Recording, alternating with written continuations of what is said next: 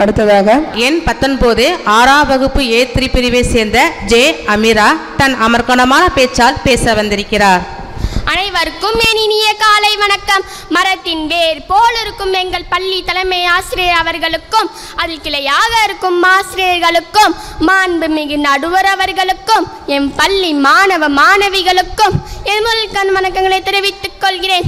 நான் இன்று நம் குடும்ப உறவுகளை நாம் பாதுகாப்பது அவசியம் என்று வலியுறுத்த வந்துள்ளேன். நம் எல்லோரையும் இணைத்து வைத்திருக்கும் ஒற்றுமை சங்கிலி குடும்பம்.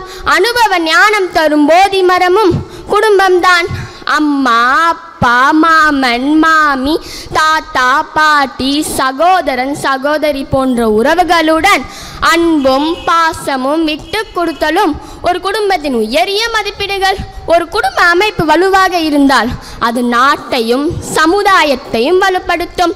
தாத்தா பாட்டின் இரவு நேர கதைகளும், மாமா மாமின் பிறந்த நாள் பரிசுகளும், பெரியப்பா சித்தப்பாவின் அறிவுரைகளும், உடன் பிறந்தோரின் சிறிய சிறிய சண்டைகளும், தாய் தந்தையின் பாதுகாப்பும் தான் ஒரு குழந்தையை சிறந்த மனிதனாகவும் குணம் உடையவனாகவும் இச்சமூகத்தில் வாழ வைக்கிறது.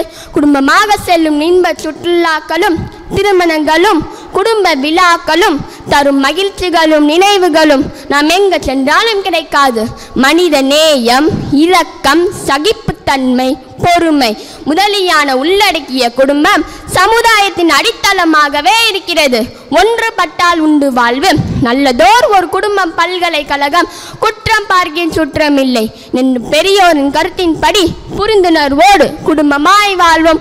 ஒரு சமுதாயத்தில் தனித்து ஒருவன் இருந்தால் அவனிடம் மன அழுத்த மூளை பிரச்சனைகளை மனிதர்களிடையே உண்டாக்கும் என்பதை நாம் புரிந்து கொள்ள வேண்டும். அது அவனை மட்டும் பாதிக்காமல் சமுதாயத்தையும் தளர்ந்த நிலைக்கு தள்ளிவிடுகிறது. அனைவரிடமும் இன்சொல் பேசி குடும்ப உறவுகளை பேணி பாதுகாத்து நமக்கான வாழ்வினை மகிழ்வாக வாழ்வோமாக. குடும்பம் என்பது வீடு என்னும் கூட்டுக்குள் அன்பென்னும் சட்டத்தை கீற்றிடும் பாச பறவைகள் நம் உறவுகள். அன்பின் பிறப்பிடம், மகிழ்ச்சியின் இருப்பிடம், பாசத்தின் வளர்ப்பிடம். அன்பாய் வாழ்வோம், ஆனந்தமாய் வாழ்வோம். நன்றி, வணக்கம். அனுபவம் தரும் போதி மரம் குடும்பம் என்றும் குடும்ப உறவுகளை குழந்தைகளை சிறப்பாக வளர்க்க உற்ற துணை.